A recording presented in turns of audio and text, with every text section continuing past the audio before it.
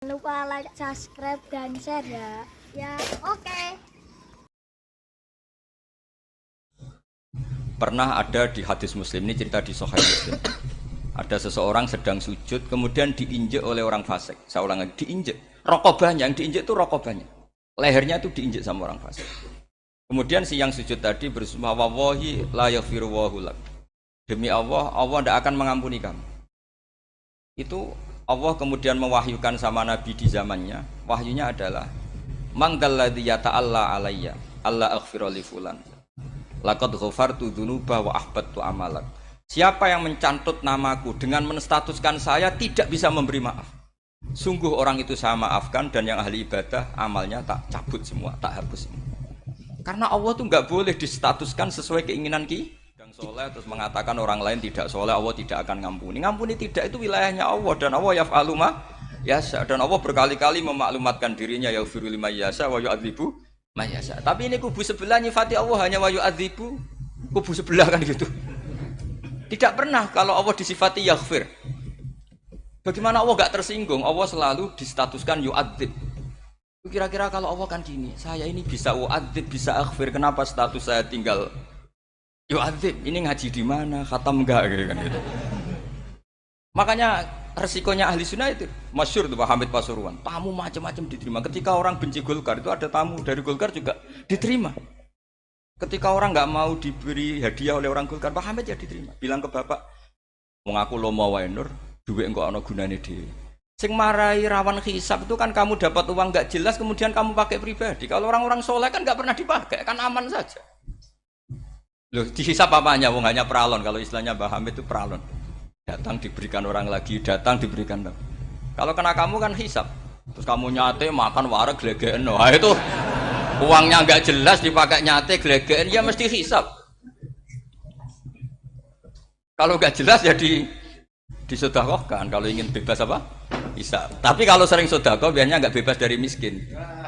Tapi kalau kamu wali kan tetap ya Pak Hamid itu masyhur bisa kok. Tapi kan nggak jadi miskin. Kamu nggak terkenal sakok tapi miskin. Ini nggak wali. Nah kemudian ini yang makalah yang saya siapkan begini. Sekarang Indonesia itu dikepung oleh paham-paham keras. Paham-paham keras itu yang paling hebat tentu ilmu. Dalam banyak cerita, banyak saksinya juga. Pernah, ini masyhur sekali cerita ini. Sya'rawi itu ketemu orang ekstrim yang mau mengebom orang-orang Islam yang sedang main di bar. Dugem lah kira-kira gitu. Karena di dunia Allah kok maksiat tok, ini baiknya mati aja daripada hidup, daripada ngeleng-ngeleng bumi gitu. Terus ditanya sama Sya'rawi, kalau betul mereka jadi mati, aina masiruhum? Lalu mereka mati terus kemana? Dijawab oleh ekstremis tadi, ya ilanar, karena mereka matu fi hinil maksiyah, mati ketika maksiat. Terus jawabnya si Sya'rawi, lalu kalau mereka ke neraka itu keinginan Rasulullah apa keinginan kamu? Apakah pernah Rasulullah itu berkeinginan umatnya mati masuk neraka? Ya enggak. Ya sudah, kalau itu tidak keinginan Rasulullah jangan lakukan. Itu kan satu ilmiah yang luar biasa. Rasulullah tidak pernah ingin umatnya mati dalam keadaan siap masuk neraka. Makanya tidak usah mati pas itu ya. Bener MC tadi, kalau mati milih tanggal dan milih tempat. Ya itu diantara pujian-pujian yang masyhur tuh, yang puji Rasulullah itu kulik tamu barroon mingkuli aibin fakaan nama kulikta kama tasa. Jadi itu sebenarnya makalahnya sahabat, tapi yang untung Mustafa Atif karena dapat uang banyak dari nyanyi. Jadi itu sebenarnya makalah normal dari pujian seorang sahabat, tapi yang untung Mustafa Atif. Mungkin yang untung juga pengundangnya karena ternyata abadi ya. Nah cerita Imam Sya'rawi tadi, Sya'rawi Sya'rawi Mutawali Sya'rawi ya, mufassir itu. Saya punya kitabnya itu 27 jilid. Saya sebagai peneliti itu ya enggak, karena saya butuh adit ya, butuh penguat itu. Dan penguat itu pula yang saya bawa ke sini. Ya ini saya baca terjemahnya dulu, nanti saya baca Arabnya supaya dapat barokahnya Rasulullah SAW sebagai Jami'ul Kalim. Nabi pernah didatangi seorang bedui. Bedui itu Arabi, orang kampung. Minta sama Nabi, karena Nabi itu udah orang kaya, tentu kira-kira saya bayangkan ya dikasih 50.000 atau 10.000. Si Arabi ini tidak terima dan tidak terima ngomong di depan umum. Ketika Rasulullah tanya, apa saya sudah baik sama kamu? Kata si Arabi tadi tidak. Karena kamu kikir hanya ngasih saya segini. Sahabat hampir marah saja karena Nabi tersinggung gitu. Tapi Nabi lalu mengajak orang itu ke dalam rumah. Kira-kira kalau Indonesia mungkin ditambah. Kemudian, apa ini cukup? Ya cukup. Kamu sudah puas? Ya puas. Fajazakallahu min ahlin wa asyiratin. Dipuji-puji Nabi. Kemudian kata Rasulullah, ayo kita keluar. Keluar nemuin khalayak begini. Khalayak rame. Kamu tadi mengkritik saya, menghujat saya, maka kamu sekarang harus memuji saya di depan umum. Supaya clear. Akhirnya mau dia. Oke, kita mau. Akhirnya muji-muji bahwa Muhammad itu orang baik, dermawan gini. Setelah itu dia pulang. Hebatnya Rasulullah ketika pulang kata Nabi begini, sabda Nabi begini. Kalau saja dia pas benci saya itu kok mati. Saya ulang lagi. Kalau saja dia pas komentari saya buruk tadi kok mati, maka dia mati sebagai min ahlin nar karena berstatus pencaci maki Nabi. Akhirnya dia muji Nabi itu lewat disuap, lewat dikasih uang lagi. Loh itu sudah sah. Jadi saking baiknya Allah, Islam suapan itu juga sah. Itu kan muji Nabi itu karena di suap. Makanya ini penting. Sehingga dalam khazanah Islam itu memang agak aneh-aneh. Jadi di antara ceritanya dalam hukum-hukum Islam itu ada orang fasiknya minta ampun, tapi minta karena iman sama hadis bahwa nanti kalau ada orang mati disaksikan orang dua, apalagi kalau empat min ahlil jannah, maka dia min ahlil jannah. Itu dia fasiknya minta ampun, nyewa orang. Nanti kalau saya mati bilang saya orang baik. Betul. Setelah dia mati bayar. Ini baik. Satu kampung nggak ada yang percaya ini saksi bohong. Tapi sama Allah diampuni karena kesaksian suapan. Lalu berarti jenengan ngalalo suap ya ndak, saya ada ngalalo suap, ngalalo sedekah. Karena sekarang kalau ada caleg bayar katanya sedekah. Ya sedekah terpaksa. Ini penting saya utarakan karena apa? Allah itu menilai itu tidak sama dengan pikiran kita. Makanya kubu sebelah ini terlalu ekstrem, memaksa Allah berpikiran kayak dia. Satu karena kurang ngaji. Nomor dua ya tadi emosinya lebih tinggi ketimbang intelektualnya. Ini penting saya utarakan. Ternyata orang yang nyuap tadi apa nilainya plus, yaitu dia iman sama dawai Rasulullah Shallallahu Alaihi Wasallam. Kalau yang namanya saksi itu penting. Cuma dia mendapat cara itu lewat suap. Tapi kan iman. Iman kalau dawai Nabi itu benar. Kalau ada saksinya pasti min ahlil jannah. Terus dia nyari saksi harus dibayar. Sekarang sama iya 1 juta. Sekarang saya tanya di KPPS atau di mana-mana saksi pemilu itu dibayar enggak? Dibayar sah apa enggak? Sah. Jadi kadang kebenaran itu harus dibayar. Ini penting saya utarakan karena ada orang perempuan cantik dirayu, digaji supaya dibayar jadi orang maksiat. Lalu mungkin ada ustadz gaji dia, bayar dia supaya mondok. Gak tahu terusannya apa, terus diwayu apa enggak tahu saya. Pertanyaannya ketika kamu bayar kemudian jadi santri, itu kamu dosa nyuap apa dosa sodako membiayai proses kebenaran? Sodako. Tapi kalau yang bayar untuk jadi pegawai klub maka membiayai kemaksiatan. Maka pembiayaan ini penting secara fikih. Arahnya kemana? Ke hak apa ke batil?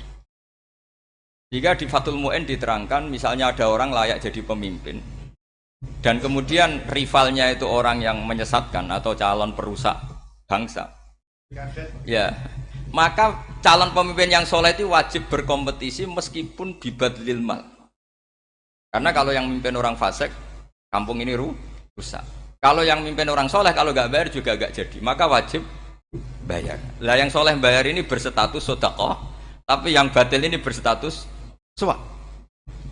Kenapa demikian? Karena yang namanya riswah atau ada yang baca ruswah adalah pembayaran untuk menghak dan membatilkan barang hak. Sementara pembiayaan orang soleh adalah untuk memperkuat hak. Nah orang tuh nggak tahu, yang ngajinya ndak hatam-hatam tuh taunya pokoknya ar-rosi wal murtasi benar. Tapi nggak pernah mikir lalu definisi riswah atau ruswah itu apa? Ini bukan provokasi supaya semua calon bupati, gubernur nyuap ndak.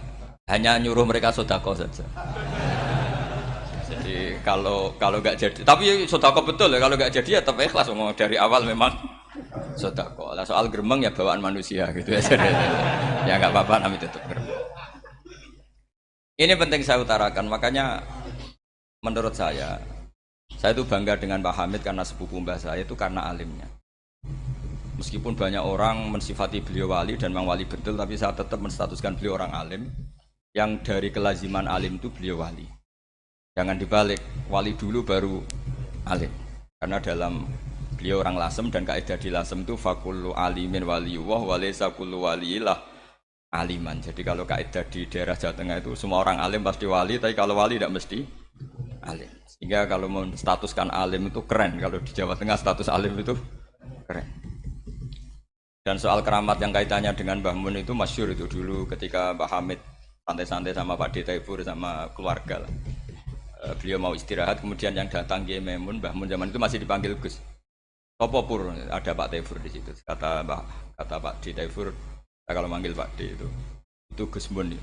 Dan itu Mbah Hamid ngendikan rojulun alimun wali. Ada Pak Taifur, orang lelaki yang alim yang wali. Di beliau muji Mbah Mun juga alimun dulu, rojulun alimun wali. Ini penting saya utarakan karena kesanatan keilmuan beliau jelas dari beberapa keluarga di Lasem. Karena di daerah Fakhriyah itu yang tempat lahirnya Pak Hamid juga lahirnya mbah saya. Itu mbah-mbahnya sudah orang alim, termasuk Kiai Sidik Jember itu juga lahirnya di kawasan pondoknya Pak Hamid Fakhriyah. Dan Kiai Sidik punya anak yang namanya Ahmad Sidik yang jadi apa? Rois Am yang sekarang ada Gus Wirjon macam-macam, itu semuanya juga keluarga Lasem. Nah, saya cerita keluarga ini penting bukan karena tafakhur atau tabai, bukan, karena Allah itu membuat satu tradisi besar memang lewat dzurriyyah. Sehingga Allah ngendikan misalnya ulaikal ladzina an'ama Allahu 'alaihim minan nabiyyin min dzurriyyati Adam wa mimman hamalna ma'an wa min dzurriyyati Ibrahim wa Israila wa mimman hadaina wastabaina. Karena tanpa dzurriyyah itu enggak ada. Misalnya saya menjadi hafal Quran, dulu bapak saya itu tiap zaman Pak Hamid masih sugeng, yang semaan di sini itu pasti bapak saya, namanya Kiai Haji Nur Salim. Kadang diajak baca Quran di kamarnya Kiai Hamid. Karena kalau bapak saya itu mantu ponaan sama Pak Hamid. Itu dulu bapak saya memotivasi saya supaya hafal Quran itu gini, hak kowe kudu hafal Quran. Nak kowe hafal Quran, iku kepaten obor. Kok anak merapal luwe duwe alasan. Jadi kalau ada Gus tidak alim itu mesti salah bapaknya. Karena kalau bapaknya bisa baca Wahab, anaknya mau baca primbon tuh malu. Tapi kalau bapaknya sudah bacanya WA, anaknya jadi primbon. Era cucu sudah dukun. Era cucu sudah kayak Dimas Kanjeng, nanti itu pasti. Karena nggak ada rasa malunya. Tapi kalau bapaknya alim, baca Wahab misalnya, juga Qanaah, anaknya juga itu figurnya. Cucunya juga gitu figurnya. Makanya disebut dzurriyatam ba'duha min ba'd. Ini penting. Dulu Mbah Mun itu sering ngijazahi saya, itu persis ijazahnya bapak, ijazahnya Pak Hamid. Kalau punya amplop itu ya dibeda-bedakan, ini amplop dari tamu, ini dari pejabat, ini dari orang fakir. Sehingga penggunaannya juga sesuai itu, tidak serampangan. Karena dianggap amanat kalau kita hisab. Kalau sekarang nggak salah dikumpulkan. Orang desa salam template wadol pitik kuru, wedhus kuru. Ambek guse tuku HP seri terbaru itu kan kasihan ya. Padahal sing salam template itu ibunya kerja di Malaysia. Mungkin gelantungan ngecat tembok di Malaysia. Hasil salam template dienggo Gus tuku HP terbaru itu kan enggak imbang. Nah dienggo tuku tasbih kan sumbut. Ini bukan nyindir tapi ngamuk jadi ini penting karena semuanya itu ada hisabnya walatus alunna yauma idzin anin naim. Karena tradisi ini harus kita teruskan ala qadril istitha'ah. Karena itu nanti yang mengawal.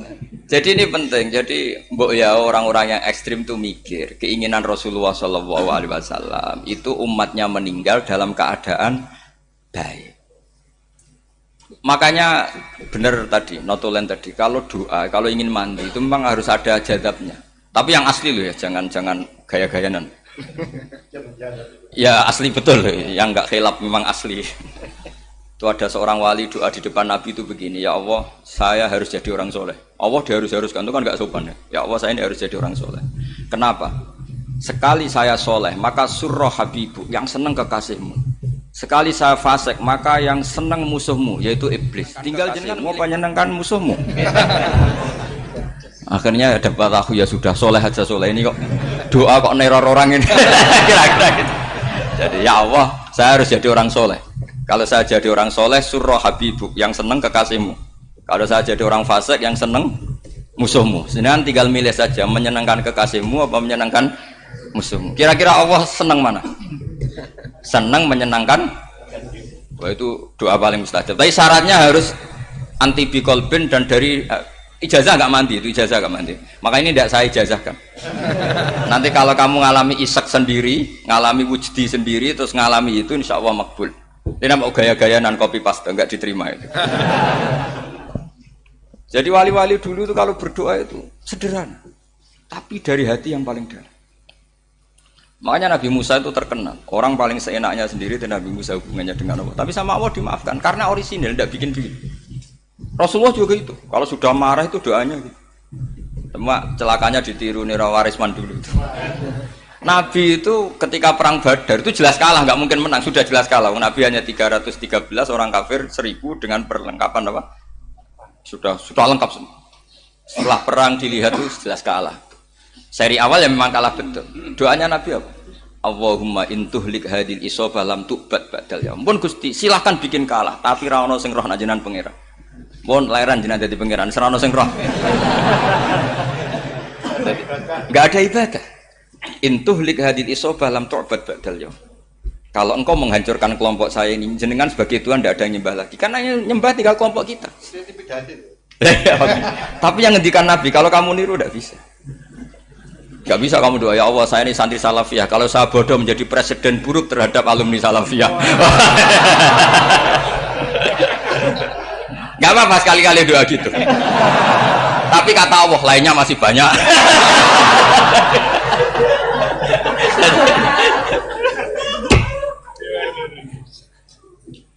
Tapi itu syaratnya tadi harus ada al-wujdi wasima. Jadi makanya Imam Ghazali punya kitab al-wujdi wasima. Karena ada masrob, ada syarab. Jadi wali ngikuti para nabi itu ada masrob, ada syarab. Sehingga perasaannya itu beda. Saya punya sekian contoh. Makanya tadi saya bilang di sini yang cerita nanti tak baca Arabnya ya tabarruk dengan jamil apa kalim. Jadi Nabi menyontohkan gini ya. Hubungannya Nabi dengan umatnya itu kata Rasulullah ibarat orang punya unta atau sapi yang susah itu. Yang sarodat itu berat. Kalau bahasa sini apa begitu? Yang larat ya Pak? Melayu. Terus orang-orang lain ingin membantu. Kubu sebelah ingin bantu. Tapi ketika mereka ingin bantu malah unta ini tambah lari karena asing. Semua selain pemiliknya ini kan bagi unta itu asing. Jadi mau dibantu ditangkap tambah lari karena ini orang asing semua. Ngajinya agak jelas, asalnya agak jelas, tapi mau ikut umat Islam ini asing semua. Akhirnya kata Nabi yang punya unta itu tadi datang, kemudian ngambil rumput, terus unta itu dipanggil, kemudian unta itu ngikuti. Kata Nabi, ibarat saya seperti itu. Kalau saya yang memimpin Islam, saya yang merawat umat saya, maka umat akan mudallalah, akan nurut. Tapi kalau yang rumat kalian, malah Islam menjadi kacau. Kenapa menjadi kacau? Karena tadi nyifati Allah saja salah. Orang Islam baik dihukumi kafir hanya karena tahlilan, hanya karena manakiban dihukumi kafir. Sekarang inginnya Nabi orang menjadi muslim apa kafir? Inginnya Nabi orang menjadi muslim apa kafir? Muslim. Lalu gara-gara melakukan perilaku tertentu dihukumi kafir. Iya, ziarah wali songo musyrik, nyekel patok musyrik.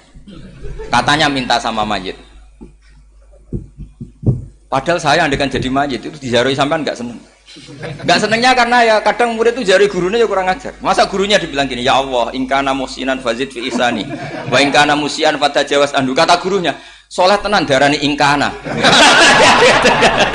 Makanya saya tidak suka zaman ziarah ke saya. Kecuali doanya ditasihkan dulu ke saya. Makanya enggak boleh ziarah itu pada Nabi, bisa murtad kan? Coba itu baca di depan Nabi, murtad enggak? Ya Allah kali ini baik maka gini, kalau buruk masa Nabi baiknya ingkana. Lah orang-orang yang menyerang kita kan itu gak ada zaman sahabat doa seperti itu. Ya mesti gak ada, mana mungkin sahabat baca itu di depan Nabi. Masa Nabi didoain ya Allah kalau dia baik maka fazid Maka kalau dia buruk, ya nggak mungkin. Lah mereka nyerang kita itu nggak ada dalam sejarah sahabat. Ya, sahabat kok nahlili Nabi itu gak nabi. Mau didoain maghfir lahu. Kan ngenyek kanjeng Nabi itu ngono maghfir lahu. Ya mesti saja sahabat gak akan tahlilan. Yang kabudut itu Rasulullah. Bahkan diistilahkan kabudut saja salah. Intaqala ila rafiqil ala. Nah kalau sampai harus ditahlili, kalau enggak yang rokok betul. Amalnya pas-pasan, dosanya berkelanjutan. Kondak gimana? Punya tanah warisan yang hasil ngerebut milik orang lain. Dipakai anak cucumu. Ini berkelanjutan enggak dosanya? Berkelanjutan, berseri-seri. Mereka kalau nyerang kita kan sahabat tidak melakukan itu untuk Nabi. Ya nggak mungkin lah sahabat mendoakan itu pada Nabi, kan nggak mungkin. Coba kalau kamu jadi mayit, terus kamu gurunya, terus ada murid kamu bilang Allahumma in kana musinat fazid fi ihsani wa in kana musian fatajawaz anhu. Mesti kalau kamu bisa bangun. Ya Allah, cong meyakini saya soleh itu masih ingkana. Kalau guru saya soleh, maka kalau guru saya buruk, maka itu kan taklek namanya, Pak. Itu kan kurang ajar. Saya tidak pernah doa gitu di depan Pak Hamid Pasuruan, tidak pernah. Saya kalau doakan bangun ya tidak pernah gitu. Allahumma ali darajati fil jannah gitu. Saya nggak pernah, ingkana nggak pernah. Karena andekan itu saya juga sama kok. Cuma kalau ada orang doa di bangun gitu ya karena orang lain ya tak biarin. Tapi saya tidak bilang amin, ya biarin aja sudah. Tapi kalau santri sarang nggak usah lah doa ya apa? Ingkana kok. Masa meyakini solehnya gurunya kok nunggu apa? Ingkana. Ini bukan ijazah, ini marah ini. Jadi pelurusan ini. Saya ulang lagi, ngaji itu harus khatam. Pentingnya khatam tadi, kalau di bab tafriq bainal haqqi wa bainal batin, akan-akan kubu sebelah ini benar karena tegas. Tapi kitab itu tidak hanya bab itu, juga ada bab tawadhu. Di bab tawadhu itu, misalnya kita melihat orang kafir, ini wajar maksiat kan dia kafir. Masa saya mukmin maksiat? Dan ini kafir bisa saja nanti husnul khotimah, saya muslim bisa saja su'ul khotimah. Jika tetap tawadhu, melihat yang lebih sepuh ini aksaru ibadatan minni, melihat yang kecil asghar berarti aqallu maksiatan minni, sehingga melihatnya itu tawadhu. Jadi kalau di bab tawadhu semuanya orang itu mungkin. Nah di sini Rasulullah SAW mengajarkan ketika malaikat Jabal bilang Muhammad, orang yang mendustakan kamu saya tungkepi gunung biar mati semua. Kata Rasulullah, saya berharap keluar dari tubuh mereka min aslabihim, dari keturunan mereka orang-orang sing mukmin. Sudah karuan kafir saja Nabi tidak berhenti berharap. Jangan-jangan nanti keturunannya mukmin, dan itu betul. Kita tahu Abu Lahab punya anak Darroh itu mukminah. Abu Jahal punya anak Ikrimah juga mukmin. Dulu Walid bin Mughirah musuh besarnya Rasulullah punya anak Khalid bin Walid. Sekarang orang-orang yang abangan nggak hafal Quran, kadang anaknya hafal Quran. Lewat program PTPG, kadang yang hafal Quran malah anaknya nggak hafal. Makanya kalau pas wisuda sampai bingung. Gurunya itu sampai nangis. Kenapa nangis? Ini anaknya orang nggak hafal Quran tapi sudah hafal. Saya gurunya nggak hafal kata. Lah kenapa bisa jadi hafid? Karena guru sewaan kata. Itu banyak sekali. Kemudian termasuk tradisi mengakui santri goblok. Ini penting. Itu nggak ada santri sebarokah santri goblok. Makanya dulu Mbah Mun, Mbah Hamid, Kiai Alim itu kalau sama santri goblok ya tidak benci. Nggak kayak sekarang semua orang bikin sekolah unggulan. Sekolah unggulan itu kritik saya hanya memproduksi orang-orang yang nantinya mendapat. Kalau kamu punya santri hafal Quran, nanti hadiahnya umroh, tanglanya umroh, santri pinter hadiahnya beasiswa. Tapi hubungannya sama negara itu mendapat. Sementara santri yang goblok hidup di pedalaman Kalimantan, karena di sana belum ada masjid, bikin masjid. Sebagian hartanya dipakai masjid, sebagian hartanya dipakai bangun masjid. Ini yang goblok pendiri masjid. Yang pinter pengajian di masjid dibisaroi uang kas masjid. Artinya gini, ya kalau halalnya halal, tapi kita mbok yo roh hikmahnya orang-orang goblok itu.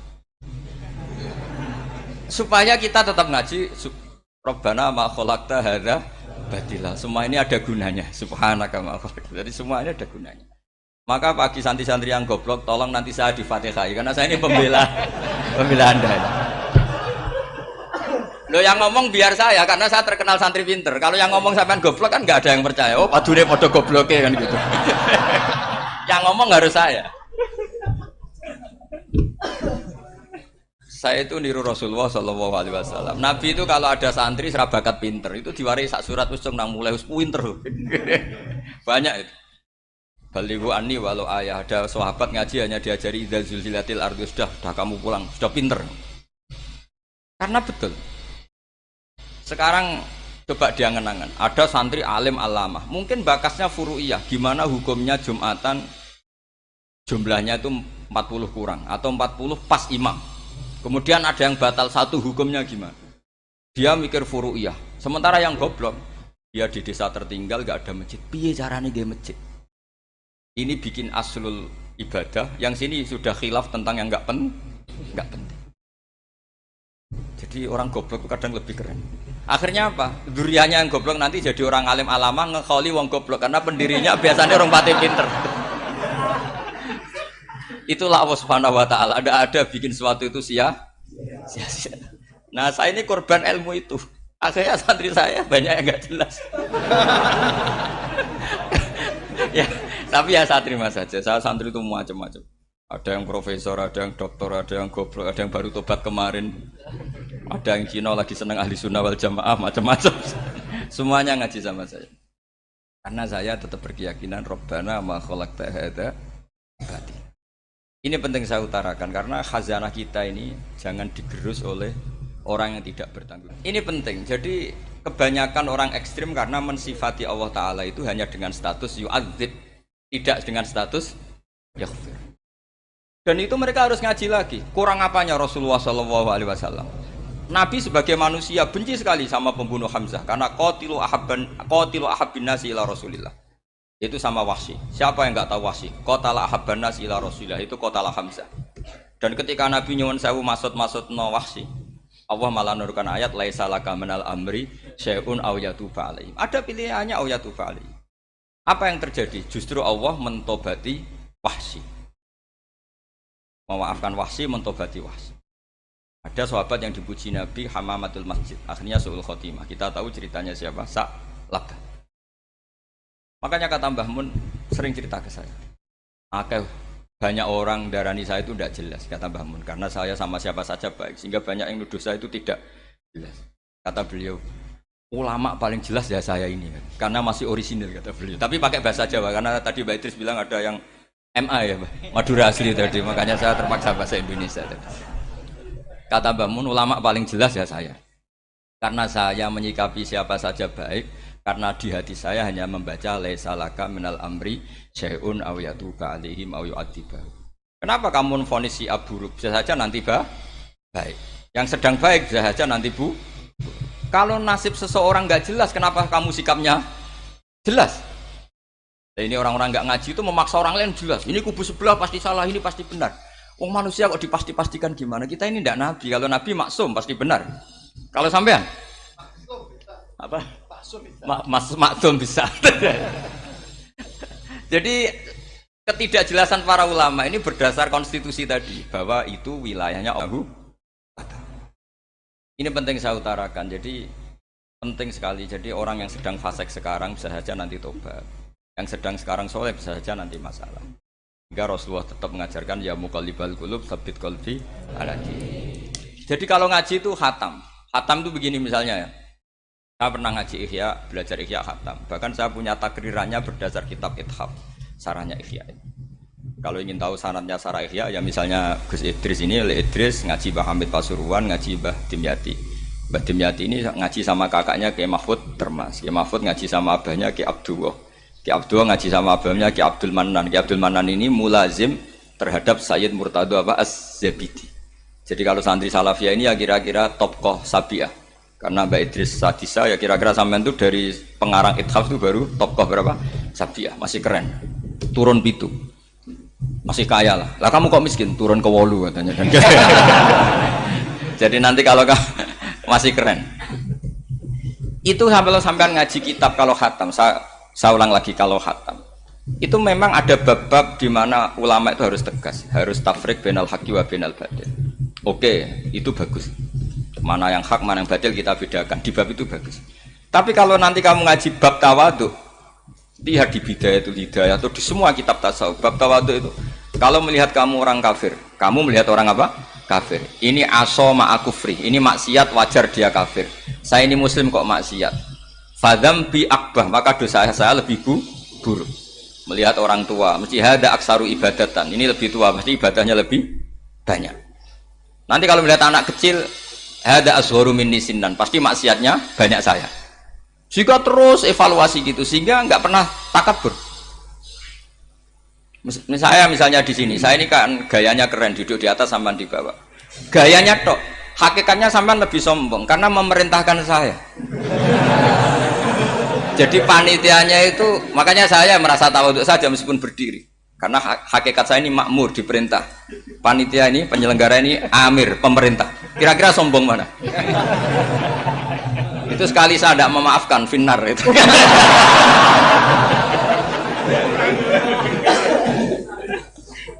Tapi insya Allah tak maafkan. Iya masih insya Allah. Tapi menghadapi yang sedang kafir saja nggak putus asa. Bisa saja mereka nanti melahirkan anak-anak yang Islam. Jadi kalau ada kiai menghina orang kafir itu jangan melihat kiai kok kancanan wong kafir. Yang benar itu kiai yang penuh harapan. Sehingga sama orang kafir saja berharap. Tapi sekarang enggak. Kiai kancanan wong kafir, kiai kok kancanan wong fasik. Logikanya dibalik.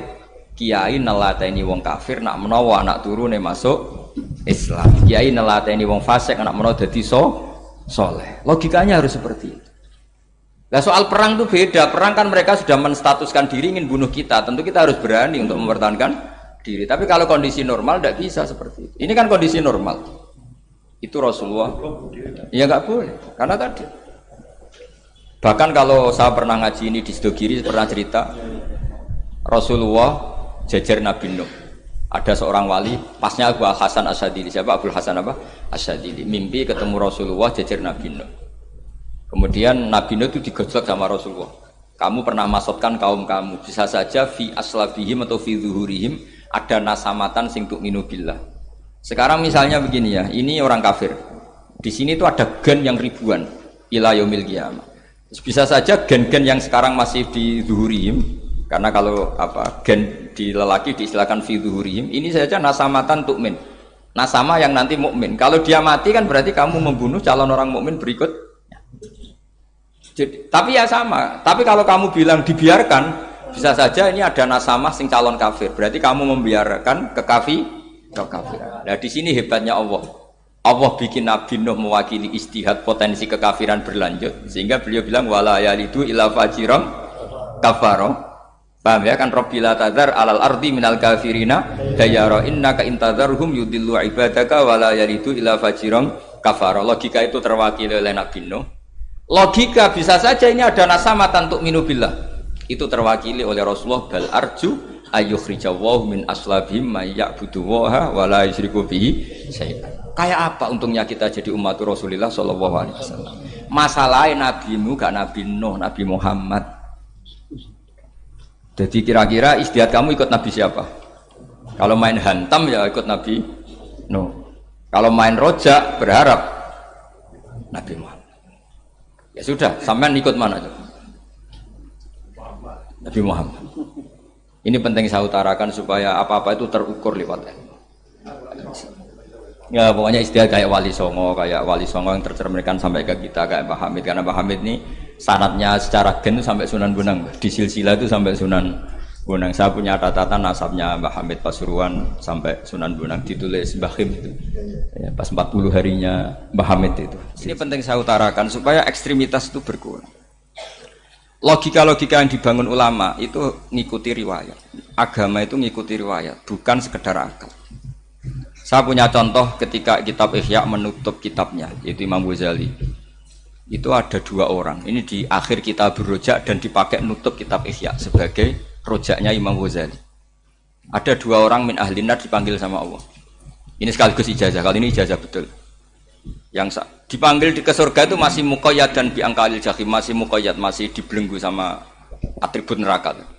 Terus sama Allah ditanya, piye jong kabarin rokok? Wah syarra makanan Gusti mun rokok jenengan takokno sekarang ra enak jen. Terus kata Allah, ya sudah kamu kembali ke sana karena kamu memang orang fasik. Itu lari, semangat mau ke neraka. Ini ijazah. Semangat disuruh kembali ke neraka itu semangat lari. Allah tanya, "Loh, Jong, kenapa kamu semangat?" Ya Allah, saya ini sudah kapok. Dulu ketika di dunia kamu perintah, engkau perintah, saya tidak semangat. Maka kali ini jenengan perintah, saya semangat. Karena saya sudah kapok. Setiap engkau perintah, saya ada lari semangat ke neraka. Nah barokahnya semangat masuk neraka ini, kata Allah, ya sudah kamu di surga saja. Maka ijazah nanti kalau ada pengumuman silahkan masuk neraka, kamu harus lari sekencang-kencangnya. Karena itu perintah Allah apa? Yang ketika kita di dunia kalau diperintah males-malesan. Kalau kamu diperintah sholat subuh jamaah kan males-malesan. Dan itu menjadi kita masuk neraka. Sebagai kafarah itu ya Allah, karena ini perintah engkau, saya tidak males-malesan lagi. Wis ngembaliin rokok, lari semangat. Allah akhirnya haru, dimaafkan. Panggil lagi, sudah di surga saja. Barokahnya semangat masuk neraka. Nah ini ijazah ini. Ya diterima ya. kok enggak semangat terima ya. Yang kedua enggak. Sudah kamu kembali ke neraka, pelengahan gitu. Enggak semangat. Allah dilihat terus enggak semangat. Kenapa kamu toleh? Ya Allah, saya tidak pernah ngira ketika engkau manggil saya ke surga, kemudian engkau kembalikan lagi ke neraka. Ya sudah di surga saja, barokahnya husnudzon. Jadi ini ijazah, kamu milih dua itu, milih yang mana? Artinya apa? Logika kamu itu tidak mesti masuk apa yang dilakukan oleh Allah Subhanahu wa Ta'ala. Itu logika kamu kan tidak masuk, tapi Allah yaf'alu ma yasha. Ini penting saya utarakan. Nah tapi orang-orang ekstrim itu maunya nyifati Allah dengan status yu'adzib, yantakim, jabbar, kohar. Sifatnya Allah Ta'ala itu 99. Kenapa apa kamu hanya satu? Jadi tetap saja menghadapi fenomena seperti ini tetap laisa laka minal amri syai'un aw yatuba alaihim aw yu'adzib. Sehingga setahu saya Mbah Mun, Mbah Hamid Pasuruan, guru-guru kita, habaib yang alim-alim itu melihat tamu macam-macam ya dilayani semua. Karena ini ngadepi fenomena sosial yang semuanya tidak jelas. Kalau nggak jelas apa? Ya kita bisanya berharap karena afdolul ibadah itu intidharul farad. Kalau belum Islam sekarang kita harapkan nanti. Kalau bapaknya enggak kita harapkan anaknya. Kalau anaknya belum kita harapkan cucunya. Karena agama ini limangka nayarjuwa hawal yaumal akhir. Agama ini bagi yang terus berpengharapan, bukan bagi yang putus asa. Ini yang penting saya utarakan. Jadi apalagi Allah sudah punya rencana tadi, yang goblok-goblok di pedalaman Dayak bikin masjid, yang pinter-pinter ramen lomba untuk sangu, untuk umroh. Kira-kira memberi sama mendapat pahalanya keren mana? Memberi. Tapi tidak usah jadi goblok. Goblok tidak usah direncanakan, sudah terjadi. Jadi makanya saya bela karena sudah terjadi gitu. Tapi tidak usah direncanakan. Nanti terus wah goblok aja cara Gus Bak gak apa-apa ndak. Sudah kadung ini cuma kita itu iman ya. Jadi karena yang pinter itu yang jumlahnya tidak banyak. Ini kita bully saja. Karena kamu bully pun tetap mulia kan orang pinter ini. Tapi kalau orang goblok gak dibela habis dia. Yang pinter buat dikritik kayak apa kan tetap mulia kan? Lah yang muji sudah banyak saya ngeritik saja lah. Ini tidak akan jatuh. Tapi yang goblok ini kan nggak ada yang bela. Saya sebagai umatnya Rasulullah, pecinta umat Rasulullah tak bela, tenang saja. Ada hikmahnya apa? Hikmahnya orang goblok. Betul loh, saya itu sering ketemu dokter, ketemu profesor tuh nangis. Tak tanya kenapa nangis. Bapak saya itu petani, saya di Jogja sampai jadi dekan, jadi rektor. Tapi saya sekarang rektor, anak saya sekedar SMP naik itu sudah senang. Nggak dengar kabar ketangkep BNN sudah senang. Padahal saya ini ahli metodologi. Ternyata pinter bapak saya. Karena bapaknya tadi hanya petani bisa menjadikan anaknya profesor. Tapi profesor tidak mesti bisa jadi. Anak saya anak SMP aja sudah senang. Karena Allah ingin membuktikan pinter kamu itu tidak ada artinya di depan iradatullah. Di depan apa? Iradatullah. Supaya orang tunduk. Lu coba yang jadi ulama tabi'in itu rata-rata abnaul mawali. Anaknya budak yang dimerdekakan. Karena Allah seperti itu. Ada yang tokoh yang tadi zuriyatam ba'duha min ba'd itu harus kita jaga. Saya termasuk orang yang ditakdir punya mbah-mbah alim itu juga harus dijaga. Yang enggak alim peluangnya masih banyak. Banyak sebanyak-banyaknya. Asal tadi lewat jalur sregep dan kalau bodoh ngaji saya nanti. Tak ajari robbana ma khalaqta hadza napa? Karena ayatnya gitu, min dzurriyyati Adam wa mimman hamalna ma'anu wa min dzurriyyati Ibrahim wa Israil. Terus terakhir ditutup wa mimman hadaina wajtabaina. Itu umum. Tidak jalur nasab. Siapa saja yang hadaina wajtabaina. Saya kira demikian. Saya mohon maaf atas semua kesalahan.